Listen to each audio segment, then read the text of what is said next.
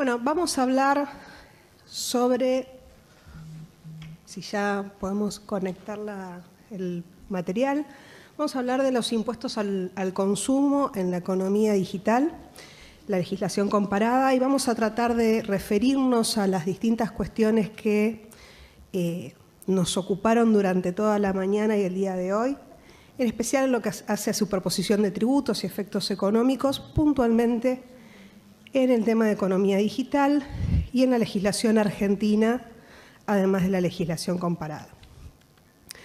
En primer lugar, recordar un poco de qué hablamos cuando hablamos de economía digital, y es toda la actividad económica basada o significativamente mejorada por el uso de insumos digitales, de acuerdo a la última definición de la OCDE del año 2020.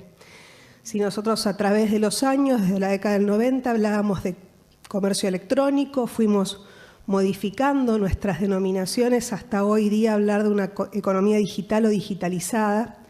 ¿Por qué? Porque la economía entera ha cambiado y se ha corrido hacia esta digitalización.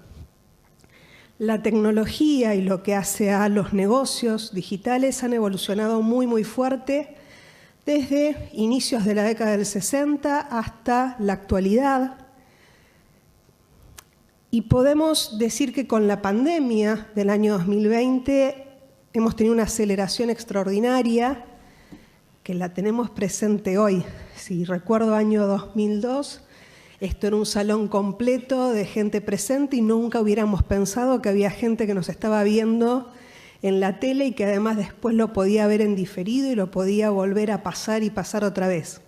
¿Sí? En el 2020, este bichito, este mal bichito que nos vino a complicar la vida es el que nos cambió y nos llevó a ampliar la economía digital en todos los ámbitos, desde el teletrabajo, ¿sí? El teletrabajo que llegó a más del 50% e incluso en países como Japón, sin cierre total, superó más del 25%.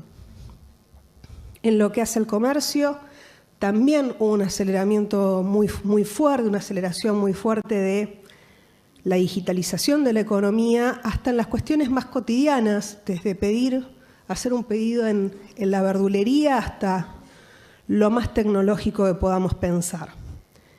¿Cuál es la importancia actual y futura? Pensemos que en el informe de la Unión Europea del año 2018 sobre servicios digitales, ya se calculaba que en ese momento la economía digital era equivalente al 15,5% del PBI global y que ya había crecido en los últimos 15 años 2,5 veces más rápido que el resto de la economía.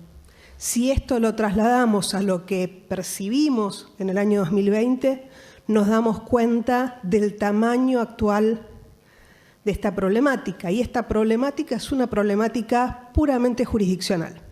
Si es una problemática que nos afectan todos los gravámenes, no es nuestro tema hoy el impuesto a la renta, pero es una problemática tanto en el impuesto a la renta en lo que hace a la vinculación, como respecto de los impuestos a los consumos y en especial en el IVA. ¿Sí?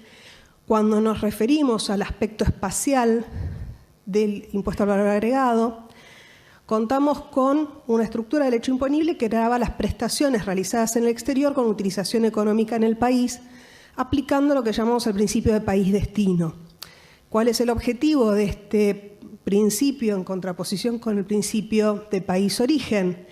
Que se grave en el lugar de consumo y que se iguale, entonces se eviten distorsiones económicas, se iguale en el país de ese consumo, de esa exposición de la actividad. Así llegamos en el 2015, si recordemos, el proyecto BEPS es un proyecto que nace con la crisis del 2008, con un fuerte cuestionamiento hacia las formas de imposición tradicionales. No es la primera vez que se plantea la problemática de la economía digitalizada. Desde la década del 90, a nivel internacional, se viene pensando y venimos pensando permanentemente en cómo resolver la problemática propia de la gravabilidad de las transacciones digitales, pero a raíz reitero, de la detección de la problemática BEPS, de lo que es ese incremento, esa potenciación de la problemática en los casos como la economía digital, se plantea como primera acción, como primer tema a resolver dentro del G20 y dentro de la OCDE, cómo resolver, cómo evitar la problemática propia de erosión de base y de traslado de beneficios en la economía digital.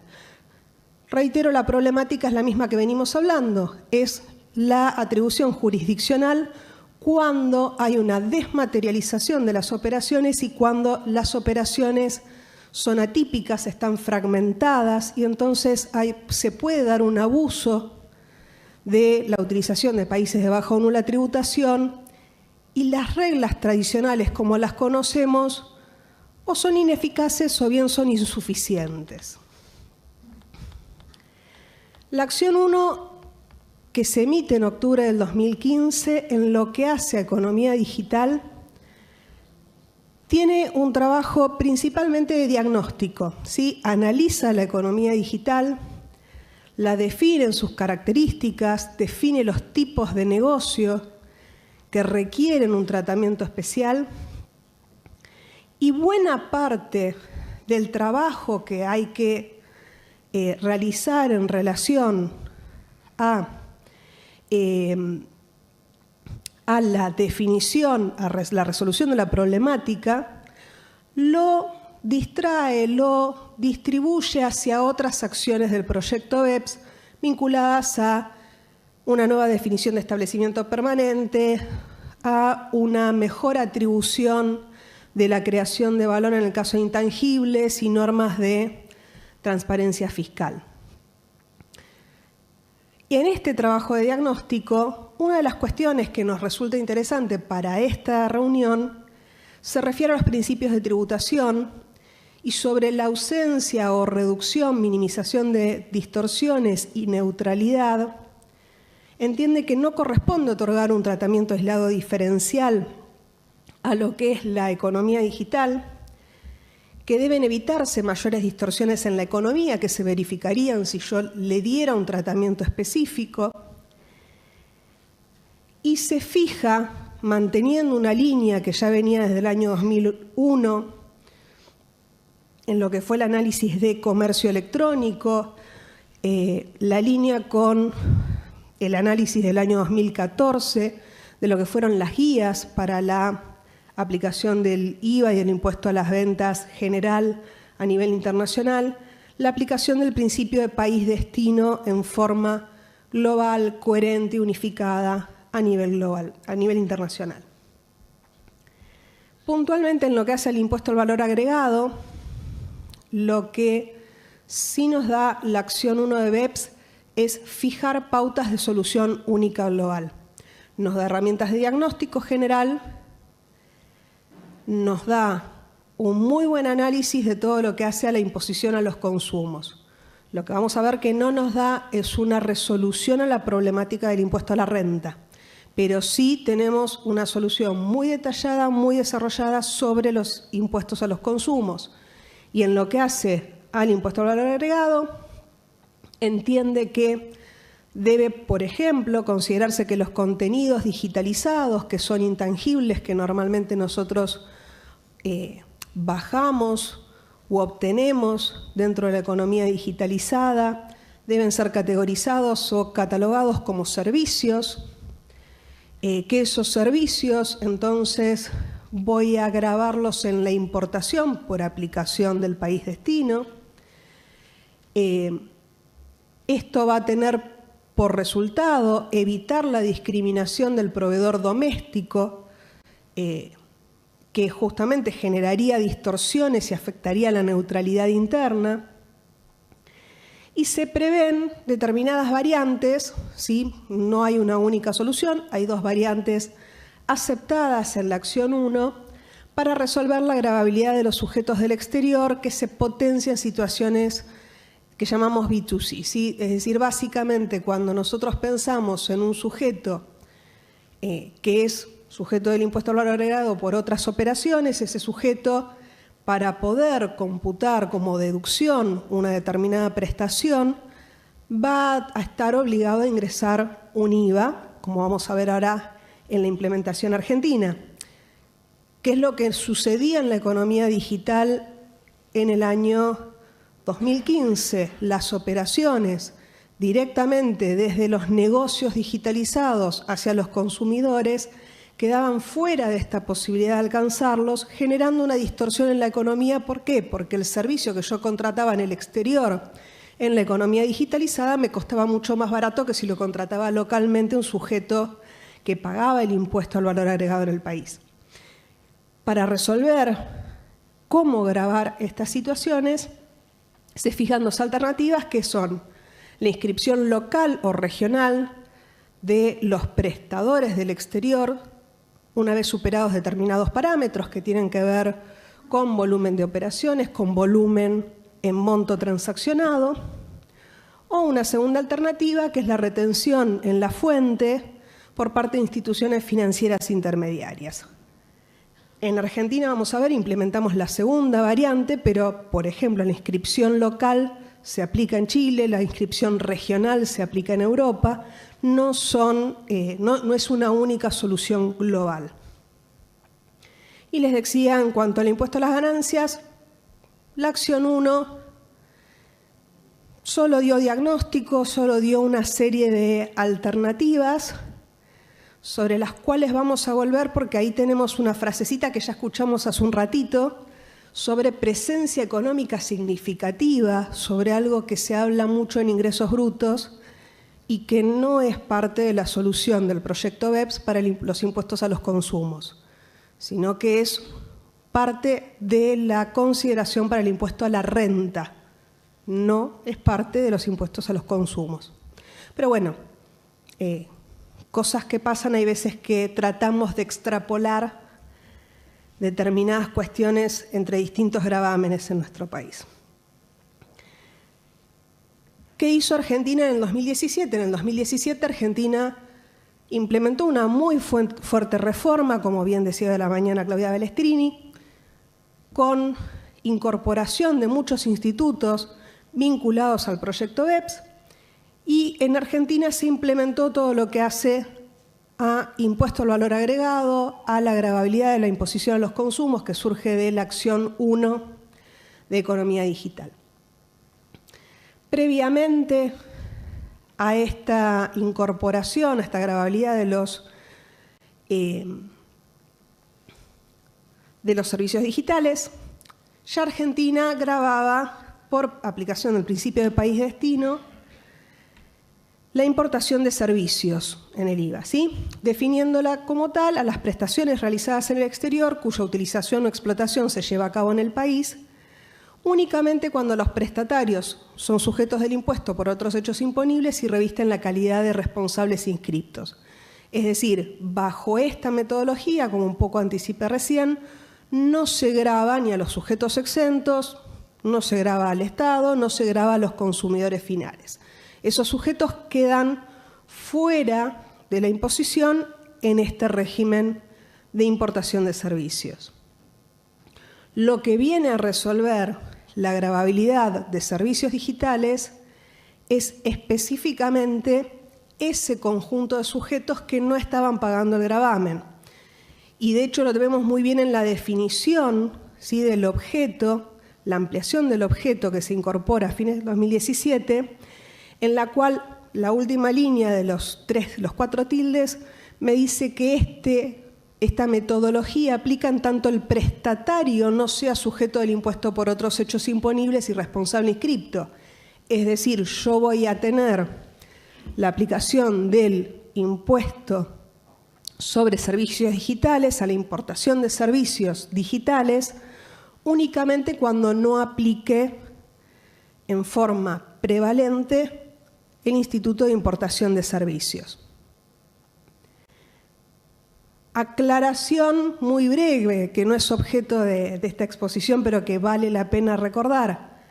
¿Cuál es una importantísima diferencia? La importantísima diferencia es que para los sujetos que ya son responsables inscriptos, por ejemplo, el régimen de importación de servicios general prevé la posibilidad de que yo prorratee el IVA y no ingrese el IVA de importación de servicios si se encontrara este vinculado a operaciones exentas o no alcanzadas, o por ejemplo a exportaciones.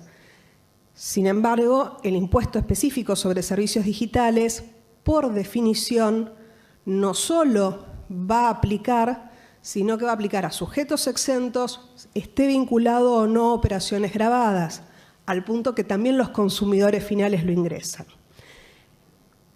¿Por qué? Reitero, porque dentro de esta consideración de neutralidad, de evitar efectos distorsivos, miro el mercado interno y entonces lo que veo es que quiero evitar esa discriminación al proveedor local que se daría si yo no pagara el impuesto como consumidor final. Bien, los servicios digitales tienen una definición general en la ley, ¿sí? Y una definición taxativa y específica, además de definiciones generales en la ley y taxativa, realmente taxativa por listado de sujetos prestadores del exterior que quedan alcanzadas las operaciones. Entonces, en la definición general, la ley da esta pauta de que sin importar el dispositivo que se use, mientras yo esté frente a una prestación que es llevada a cabo a través de Internet, plataformas, tecnología u otra red de similar naturaleza, mientras se trate de servicios automatizados que tengan intervención humana mínima, van a quedar alcanzados en esta parte del objeto. Esto, les decía, se complementa con una enunciación taxativa que tiene la norma de cuáles son esos servicios al día de la fecha. La definición general rige y es ayudada, es acompañada por esta definición particular, en la cual vamos a ver también, son definiciones típicas donde prevalece esa automatización, ¿sí? Prevalece la ausencia del requerimiento de una presencia humana en la operación y en la transacción. Entonces tenemos el suministro, el alojamiento de sitios informáticos, de páginas web, el suministro de productos digitalizados, ¿sí? Sea la descarga de libros digitales, los contenidos digitales.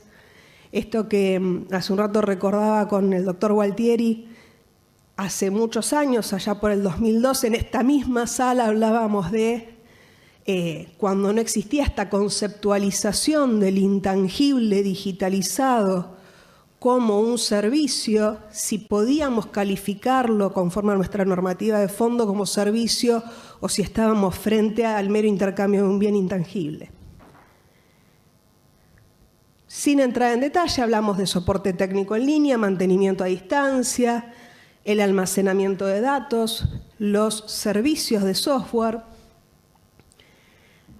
el acceso y descarga de imágenes, textos y plataformas que utilizamos todos los días y en las cuales creo que si buscamos una persona con la cual comunicarnos, no la encontramos. ¿Sí? Sabemos que es todo por la misma aplicación, sabemos que es todo por sistema y hasta seguramente hay un robot que me contesta las consultas, pero no voy a encontrar una persona del otro lado. Las bases de datos, las webs de citas, la provisión de servicios de Internet, la enseñanza y ejercicios corregidos en forma automatizada y el cálculo de datos a través de Internet u otras redes electrónicas. Se prevé la exención específica para la descarga de libros digitales. Y en lo que hace al sujeto, el sujeto de este gravamen es el prestatario local, al igual que en la importación de servicios general en el IVA.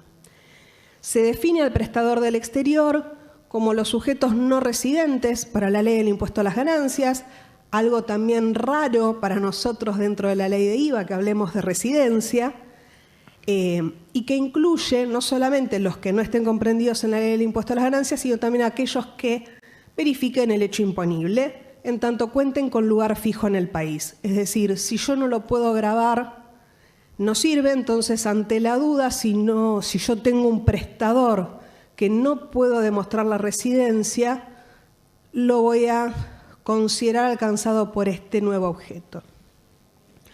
Bueno, después, sin entrar en detalles, hablamos del nacimiento del hecho imponible en forma similar a la de importación de servicios. Lo mismo sucede con la base imponible, con alguna corrección por lo que vamos a ver en cuanto a cómo se ingresa el impuesto.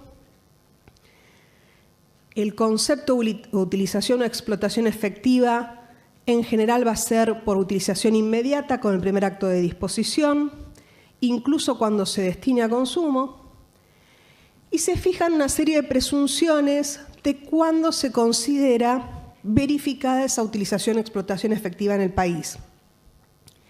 Estas presunciones lo que tienen por objetivo es evitar la problemática de la que hablamos jurisdiccional, de cómo atribuir la prestación, sea que está realizada desde el exterior, como sea esa utilización en el país.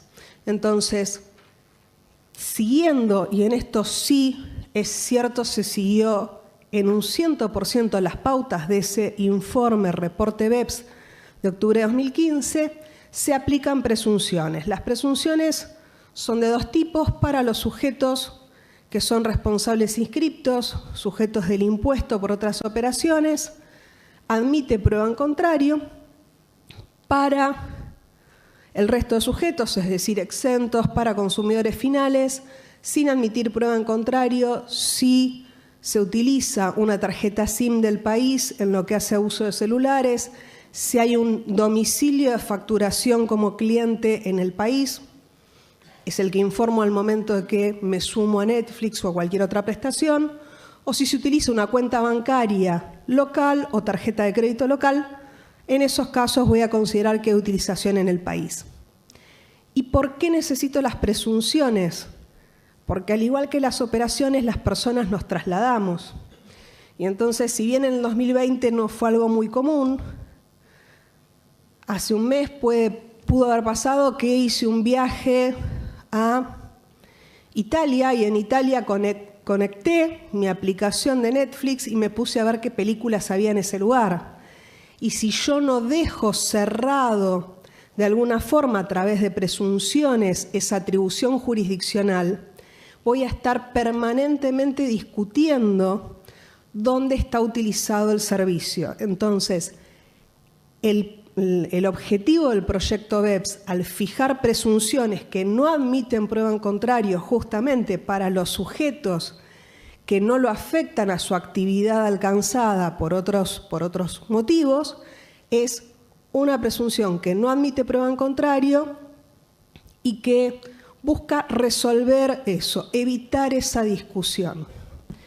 Obviamente esto no me da la precisión y la garantía de que estoy aplicándolo como lo debo aplicar, sino que me da la certeza conforme la aplicación legal y una aplicación generalmente aceptada a nivel global.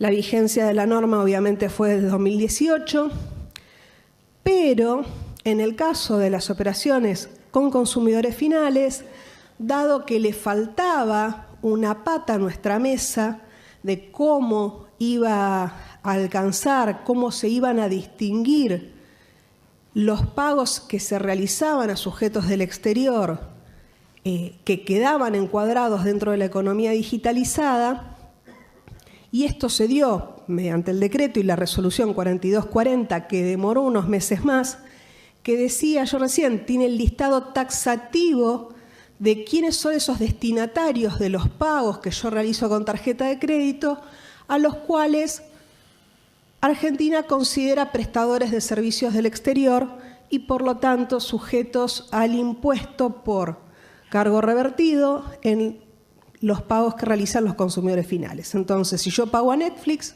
Netflix está en el listado, certeza absoluta, digamos que absoluta, por lo menos en base a esta presunción, la tarjeta de crédito aplicará el impuesto. dije certeza absoluta y me corregí. ¿Por qué? Porque sabemos qué pasa con otras compañías que tienen esta combinación de bienes y servicios, como por ejemplo Amazon, donde yo podría estar pagando a un sujeto del exterior que, si bien presta servicios, también vende bienes, y entonces podría estar cargando una operación que no debería ser tratada como importación de servicios digitales porque se refiere a un pago de bienes. Pero digamos que son la menor cantidad de los casos. La realidad es que en lo que hace al IVA, reitero, Argentina aplicó casi con precisión, literalidad, sin demasiadas discusiones, aplica lo que se concluye en este proyecto BEPS. Y la verdad es que, más allá de que podemos tener alguna disquisición técnica, no ha tenido demasiada conflictividad. ¿Qué es lo que nos pasa con ingresos brutos? Y a ingresos brutos sabemos que es el malo de la película, lo vimos durante todo el día, lo sabemos desde siempre. En ingresos brutos tenemos primer problema, y el primer problema es ¿cuál es la definición del impuesto sobre ingresos brutos? Solamente recordar que hablamos de una definición que debe seguir pautas de la Ley de Coparticipación Federal de Impuestos, como bien desarrollaron hoy, que apunta al ejercicio de actividades empresarias con fines de lucro y actividades habituales, ¿sí? Mientras que normalmente los códigos fiscales, como recién nos explicaban, hablan de ejercicio habitual a título oneroso de actividades. Entonces, desarmo esa definición de la Ley de Coparticipación y hablo de un ejercicio de actividades. El ejercicio de actividades es una actividad activa, no es pasiva, implica un esfuerzo del sujeto, que además debe tener sustento territorial, es decir, se tiene que dar dentro del territorio del sujeto que pretende gravarlo. Debe esto demostrarse con un nexo, vamos a verlo ahora a continuación, tiene que ser habitual y tiene que detentar fin de lucro. Entonces, considerando esta Ley de Coparticipación Federal, vamos a encontrarnos que ahora me hago una serie de preguntas para ir contestándomelas y que se las puedan contestar ustedes también, porque me pareció que era una mejor forma de tratar el tema. La primera pregunta es: ¿se aplican las pautas previstas en el reporte BEPS de octubre de 2015 que trata IVA e impuesto general a las ventas en el caso del impuesto sobre los ingresos brutos? Y voy a dar mi opinión. Mi opinión es que, si bien por una cuestión de neutralidad y evitar distorsiones debería aplicar, si yo considero que la forma de aplicarlo es sobre una definición conforme a la Ley de Coparticipación Federal de Impuestos, no es un impuesto general a las ventas, sino que es un impuesto al ejercicio habitual con fin de lucro de determinadas actividades, la realidad es que no deberían aplicar las pautas previstas en el reporte BEPS, porque las pautas previstas en el reporte BEPS no tienen la misma naturaleza en los gravámenes. Resultando un gravamen sobre el ejercicio de actividades, ese ingreso activo que yo decía, tiene que haber una actividad efectiva dentro del territorio. ¿Podría considerar gravados esos ingresos que son imputados al consumidor? Es decir, es un ingreso que para el prestador del exterior es un ingreso pasivo. No tiene un ejercicio de actividad. No hay ningún tipo de territorialidad en el país, menos dentro de las jurisdicciones. Me permito decir que opino que no. La tercera pregunta que me hago es: partiendo de que no puede gravarse una actividad ejercida sin fin de lucro, ¿puedo aplicar las recomendaciones justamente del reporte BEPS que apuntan a la neutralidad interna y que por lo tanto pretenden alcanzar a los sujetos exentos? Y tampoco. Repito, si yo pienso en que esto lo paga el sujeto prestatario local, no correspondería que lo pague un sujeto exento, no correspondería que lo pague un sujeto que no tiene fin de lucro, tampoco un consumidor final. Si incluso calificara al impuesto sobre ingresos brutos como impuesto general a las ventas, ¿el impuesto sobre ingresos brutos grava las importaciones? Porque en el caso del reporte BEPS queda claro que yo lo que hago es recalificar a la operación como una importación de servicios. Si yo califico al uso de la plataforma, reitero, uso Netflix, pero puedo usar cualquiera, como una importación de servicios, ¿corresponde que quede alcanzada por ingresos brutos? Si ninguna otra importación queda alcanzada.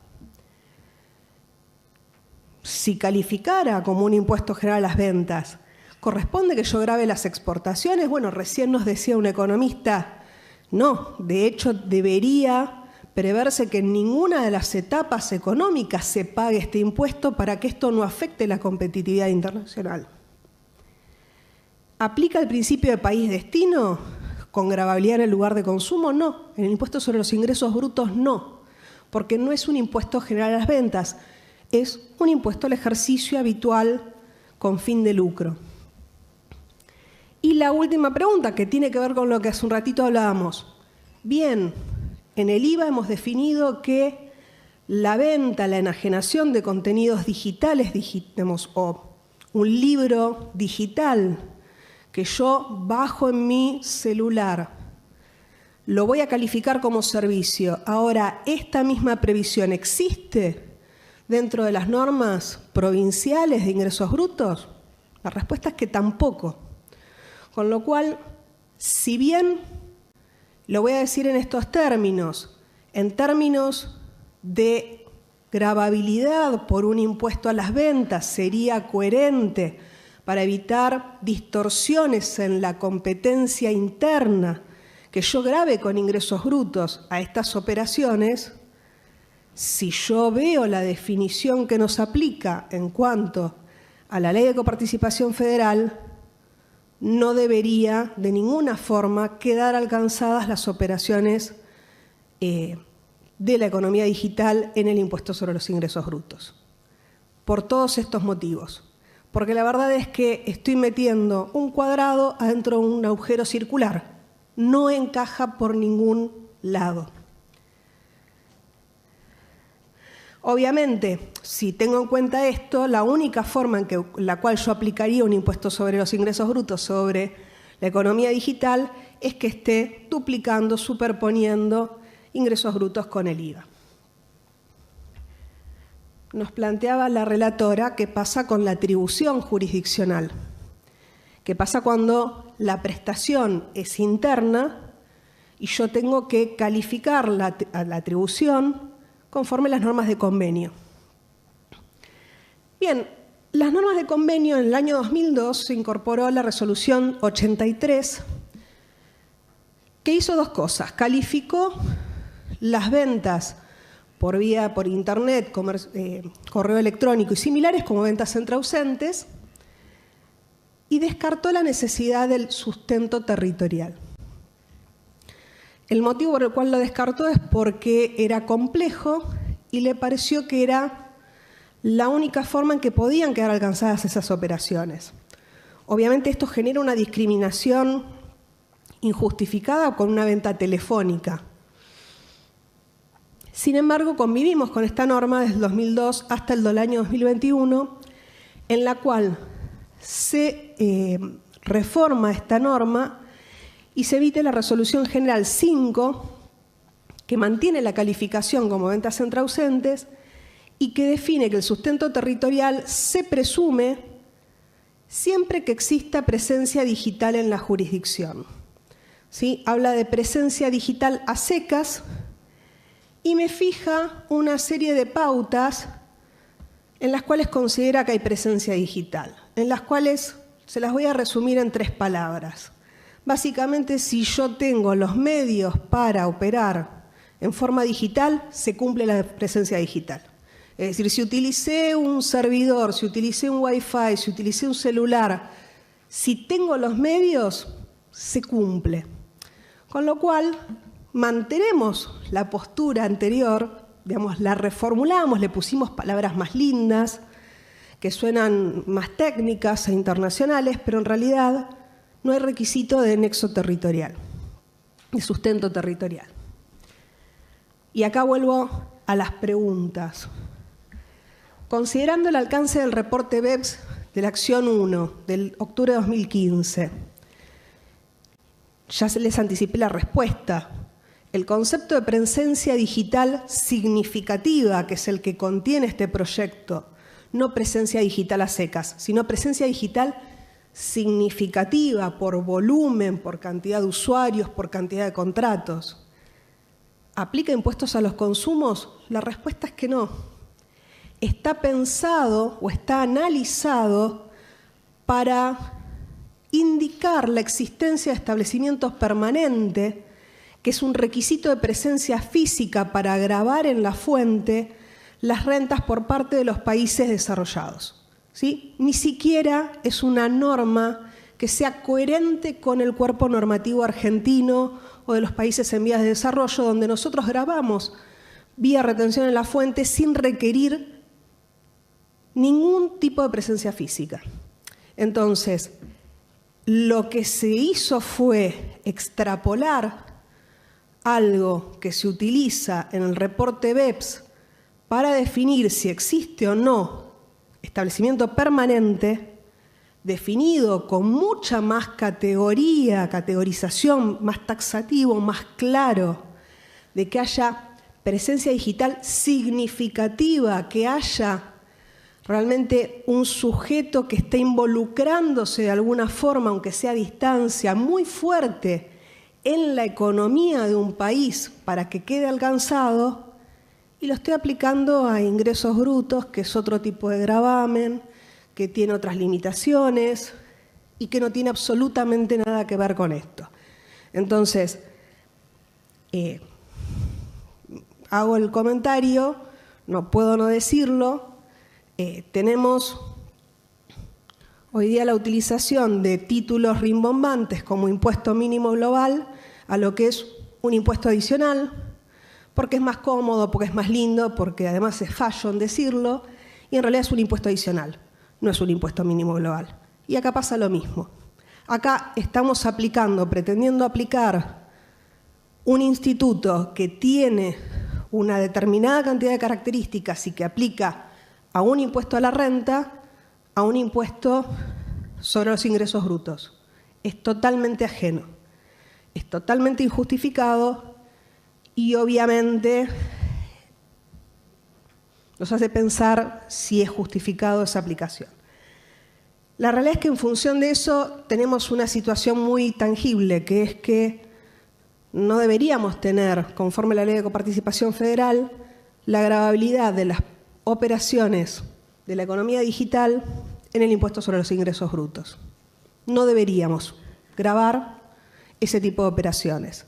Pero como nos suele pasar con otros regímenes, como aquí se aplican regímenes de recaudación, las entidades intermediarias recaudan y en materialidad es difícil salir a discutir la aplicación de este impuesto.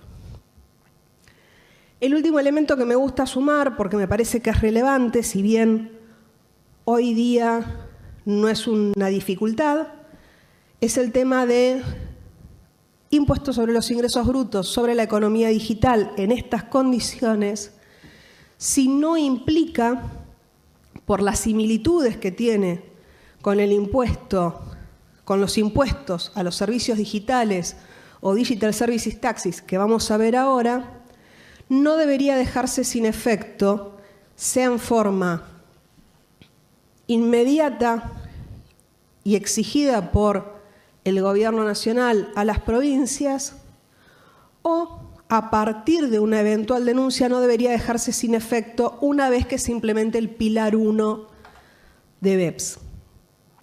¿Por qué hablamos de esto? Porque el Pilar 1, que es parte de la solución del impuesto a la renta que tiene el proyecto BEPS, dice que se va a atribuir determinadas rentas a nivel internacional vinculadas a operaciones en función de la utilización, la jurisdicción de mercado de las operaciones de las grandes multinacionales, pero tiene como requisito que todos los países que reciban estos fondos dejen de utilizar estos mecanismos de imposición como los impuestos selectivos al consumo o Digital Services Tax, que muy brevemente es una propuesta que arranca a partir del reporte BEPS.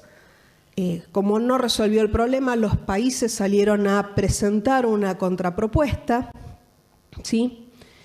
Y esa contrapropuesta, como mínimo, digamos, sirvió a los efectos de lograr una reacción por parte del G20 y la aceptación del 19+1 que se estaba verificando en las negociaciones de la gravabilidad en el impuesto a la renta de la economía digital, logró pilares 1 y 2.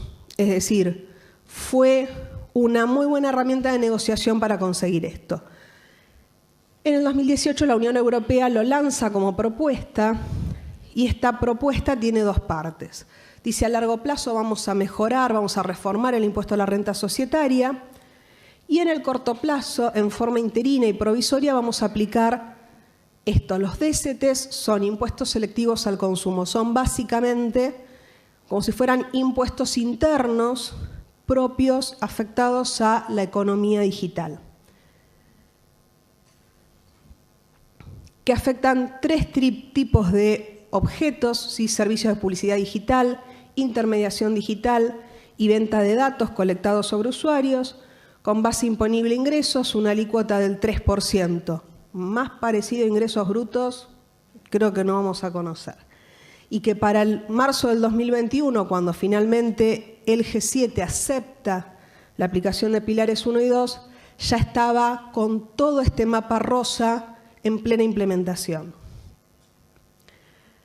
Por último, y para cerrar, los datos que tenemos no son desagregados en Argentina en lo que hace el impacto de IVA e ingresos brutos en la economía digital. Sí hay una publicación del CIAC del año 2021 que cuantifica la recaudación obtenida en 2018 y en 2019 del IVA y la cuantifica en el 0,01% del PBI para el 2018 y el 0,02% del PBI para el 2019. Es decir, es un régimen que cuantitativamente no es tan significativo, sí tiene una implementación que acompaña a nivel global lo que es la política de OCDE, pero no es a nivel recaudación, a nivel ingresos tan significativo, tan importante. Si sepamos que, por ejemplo, en la Unión Europea se estima que la implementación completa podría llegar a alcanzar los 11.000 millones de euros anuales, ¿sí? Es decir, es relevante para los países desarrollados, quizás para nuestro país hoy día tiene una aplicación muy, muy acotada. Bueno, perdón la extensión, muchas gracias. Muchas gracias, Gabriela. Bueno, muchas gracias, Gabriela. Bueno, con Gabriela cerramos las exposiciones de los panelistas, muy interesantes. Con esto vamos a trabajar en las conclusiones. Si alguien tiene alguna pregunta, comentario, sugerencias y quiere hacerlas, tenemos acá este espacio. Es el momento.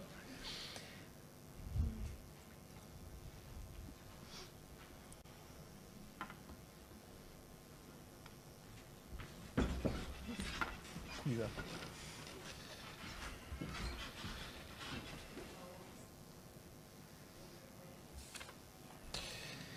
Ventas por Mercado Libre, ¿podrían, entiendo, estarían grabadas ante ingresos brutos? Sería la pregunta. Si bien ingresos brutos es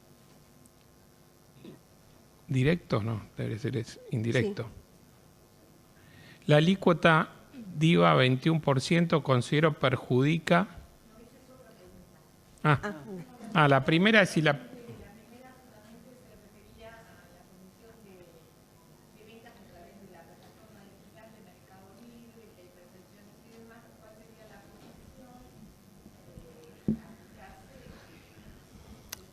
A ver, normalmente hoy día en una plataforma como Mercado Libre los vendedores son locales, con lo cual hay un ejercicio dentro del país.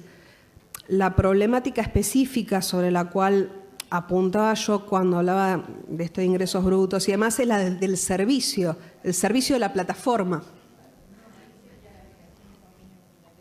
Sí, estrictamente sería aplicación de convenio multilateral, donde lo que podemos discutir es por qué en ese caso no hace falta un nexo territorial y en otros casos sí.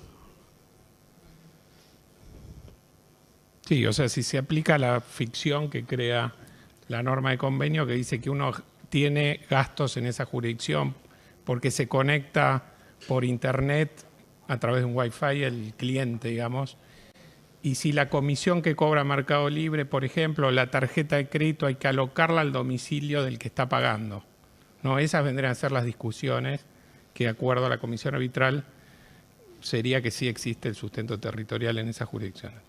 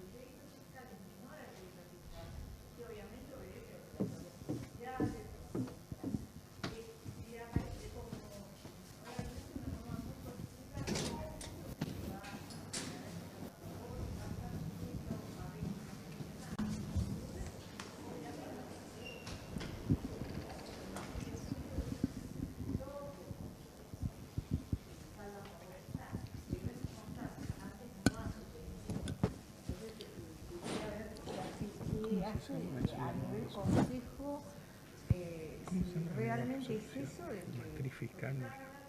No me acuerdo. Sí. Sí, un poco. Hay un problema porque por streaming no se escucha su pregunta al no tener micrófono. Claro. Sí, ok. Esta última pregunta vendría a ser, lo que usted está diciendo es que cuando un contribuyente va a presentar su declaración jurada de IVA y tiene un débito fiscal menor al crédito fiscal, en algunos casos, eso no es en todos, sino que depende de las actividades del cliente, aparece una leyenda respecto a esa situación, que puede estar sujeto a fiscalización, etcétera.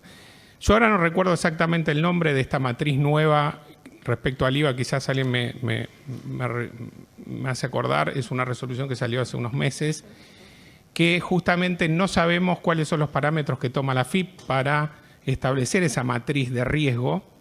Sí toma la relación débito-crédito, pero también hay otros parámetros porque es enunciativo la resolución y está vinculado a eso. Es decir, lo que el fisco trata de hacer es inducir a los contribuyentes que están declarando mal a que declaren correctamente. No quiere decir que alguien que...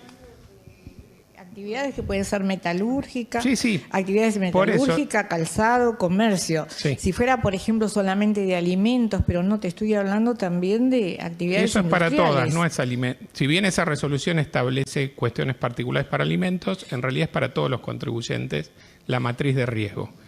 Entonces, esa matriz en realidad es un control sistémico donde la FIP coloca esa leyenda para que inducir al cumplimiento no quiere decir que si es real, que no es que tiene ventas, digamos, ventas marginales y realmente tiene más crédito que débito porque hizo inversiones, porque le bajaron las ventas, no va a tener problema. Eventualmente, si tiene una fiscalización o algo, lo podrá justificar. Digamos que está vinculado a esa...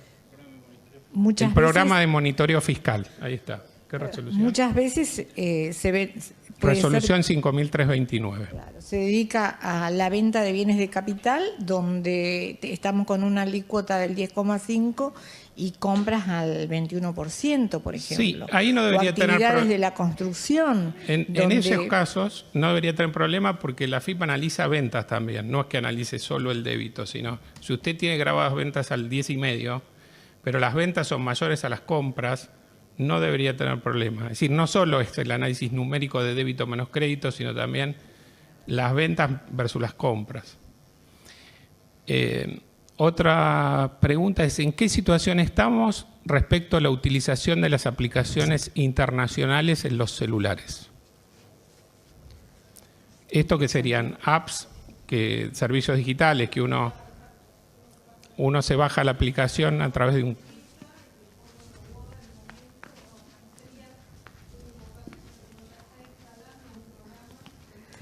Bueno, hoy día ahí hago la aclaración, iba a hacer la aclaración ahora por este micrófono para que quienes están en el streaming lo entiendan. A ver, la pregunta apunta a qué pasa cuando yo bajo una aplicación, justamente que la bajo de un servidor del exterior y que en ese caso yo voy a distinguir dos situaciones. Una situación que es la menor cantidad de casos, que es en la cual yo pago por esa aplicación en el momento en que la adquiero. En esos casos donde el valor de esa aplicación tiene que ver con un pago al momento de bajarla, eso que nosotros llamábamos un contenido digital, que para nosotros en Argentina, conforme al Código Civil, es un intangible, lo califican todas estas normas nuevas internacionales como un servicio y entonces queda alcanzado dentro de lo que es la importación de servicios digitales, incluso siendo yo un sujeto exento o un consumidor final, y va a quedar alcanzado mediante sistema de cargo reverso en el pago de la tarjeta de crédito. La otra situación, que es la que es un poco más compleja, es cuando yo bajo la aplicación y es gratis, ¿sí? Es decir, bien marcadas las comillas, porque gratis en la vida no existe nada, lo que se están quedando es con mis datos y entonces en esa situación es donde más apunta justamente el proyecto BEPS. Más apunta porque dice, hay un beneficio, ese beneficio no se puede cuantificar inicialmente, pero eventualmente sí. ¿Por qué? Porque con esos datos lo que hace la aplicación, pongamos un ejemplo fácil, Instagram, yo entro a ver una publicidad de una crema antiarrugas y me van a aparecer 50 cremas antiarrugas durante los siguientes 15 minutos para que yo compre. Esa publicidad, que está perfectamente direccionada, tiene un ingreso asociado, no en Argentina, que se va a tributar en algún lugar. Entonces, no es perfecto el régimen en lo que hace impuesto a los consumos. Por eso es que es necesaria la aplicación de lo que es el impuesto a la renta para terminar de completar el esquema. Y ahí es donde yo decía, el pilar 1 lo que busca es gravar en el lugar de consumo de la prestación o en el lugar de consumo, asignar un ingreso que hoy día no llega. Pero eso es impuesto a la renta, por eso no entramos acá. ¿Sí? Pero esa es la disquisición técnica y ese es el objetivo por el cual el programa BEPS es realmente integral y por eso decimos que el concepto de presencia digital significativa es importante, pasa que no tiene nada que ver con ingresos brutos. Creo que contesté, ¿no? Perfecto. ¿Alguna otra consulta? ¿Comentario? ¿No? Bueno, muchas gracias por haber participado y...